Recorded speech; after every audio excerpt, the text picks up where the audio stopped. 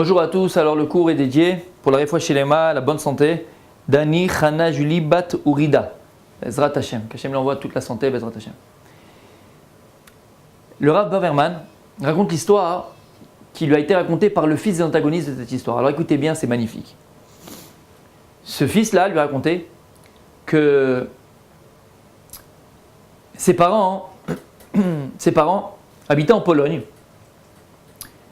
Et la vie n'était pas facile, niveau parnassa, niveau de nourriture pour se nourrir, pour se loger, la vie de tous les jours était très difficile.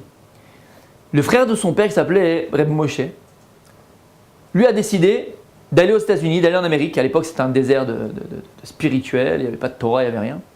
Et de travailler là-bas, parce qu'on a dit que c'était le rêve américain, et de faire transférer de l'argent pour qu'il puisse vivre honorablement. C'est ce qu'il a fait. C'est ce qu'il a fait. Et Baruch Hashem, même dans cette Amérique qui était un désert spirituel, Reb Moshe, il est resté fidèle à la Torah. Il ne travaillait pas le Shabbat, il mangeait cachère comme il pouvait, parce qu'il n'y avait pas de cacheroute, mais il mangeait des choses qui étaient cachères comme il pouvait. Il est resté fidèle à la Torah, il est resté, même si c'était très difficile, c'était un désert. Et pour cela, il a dû être, entre guillemets, son propre patron. Il ne pouvait pas être employé parce que là-bas, il fallait travailler le Shabbat. Alors, il avait trouvé comme travail, il était de Sauvéa. Il repeignait les maisons.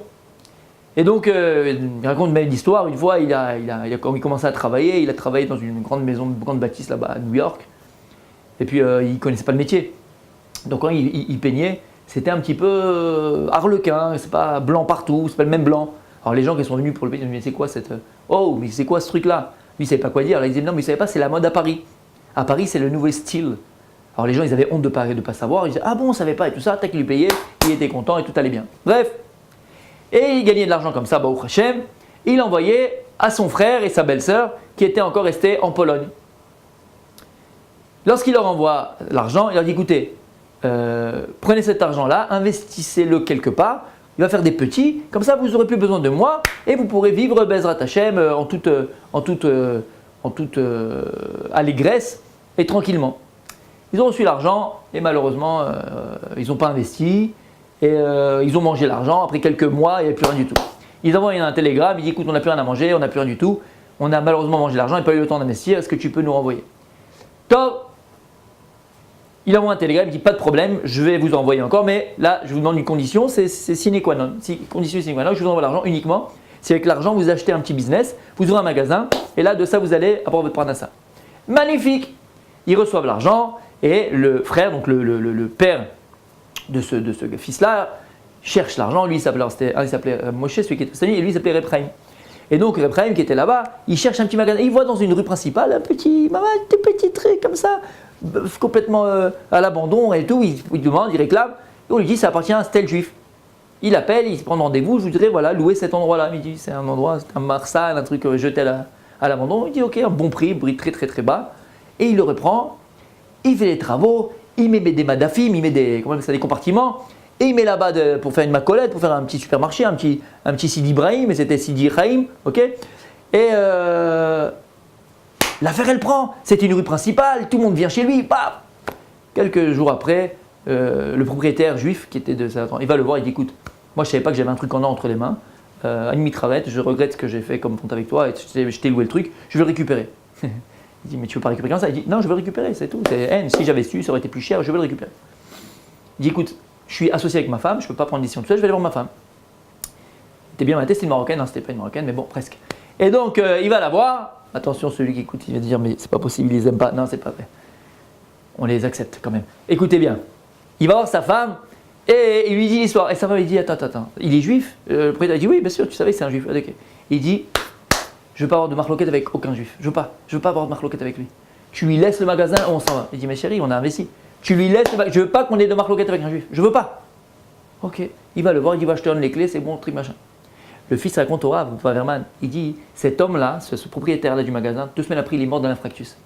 Il a dit, je me rappelle mon père, il dansait, entre guillemets, il était triste pour lui, mais il était très content d'avoir fait ce geste-là, d'avoir donné le magasin, parce qu'il a dit, imaginez que si j'avais gardé le magasin, et j'aurais toujours cru que c'était à cause de moi qu'il a eu cet infarctus, me voir moi réussir et lui pas réussir, je me serais voulu. Il dit, Baruch Hashem qu'on a fait ça. Et donc ils ont eu le magasin. Il renvoie une lettre à son frère, on n'a pas de. Il dit mais t'as acheté le magasin, il lui raconte l'histoire, il dit écoute. Il envoie un télégramme, impossible, je vous fais venir aux États-Unis. Je ne peux pas rester comme ça, c'est trop compliqué, c'est trop machin, maintenant vous serez à côté de moi, je vais vous donner à manger, je vais vous donner ce qu'il faut, je vais aux États-Unis. Et effectivement, ils vont aux États-Unis. Le fils raconte à Berman, écoutez bien, quand ils vont quitter la Pologne pour aller aux États-Unis, ses parents vont prendre le dernier bateau qui va quitter l'Europe avant la Deuxième Guerre mondiale, avant la Shoah. Et c'est le fils qui raconte ça, au nom de son père. Et son père, il racontait tout le temps de cette histoire. Il dit par le mérite qu'on a été mévater pour un juif.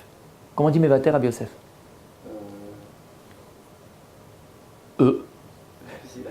Par le mérite du fait qu'on a été mévater, qu'on a laissé passer. On a laissé passer. Ils auraient pu se battre pour le magasin. Hey, je veux, il a, moi j'investis. Non, on a été mévater. Ouais, qui tu le veux, prends-le, c'est bon, je m'en vais. Je veux pas de marque locale, je veux pas de dispute. Par ce mérite-là d'avoir mévater pour un juif, pas entrer dans la dispute, on a été sauvés de la Deuxième Guerre mondiale. On serait mort là-bas, on serait resté, on n'aurait pas pu quitter l'Europe. Et il dit voilà le résultat et voilà le salaire d'une personne qui ne rentre pas dans la marque locale, quelqu'un qui est mévater. Et le fils a terminé cette belle histoire, il a dit, Rav Berman, il dit tu sais mes parents, ils sont morts le même jour. Les deux sont morts le même jour. Et donc c'est lui qui dit ça.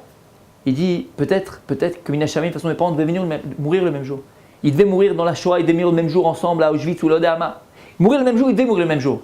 Mais Akadosh Baruch, lorsqu'ils ont vu qu'ils ont été mévater pour un juif, ils n'ont pas entré à Marloquette, Akadosh Baruch, il a fait que ce qui devait arriver, ils vont mourir le même jour. Mais ça sera des dizaines d'années plus tard, après avoir eu des enfants, avoir construit, avoir bâti, avoir vécu. À bientôt, Bezrat Hashem.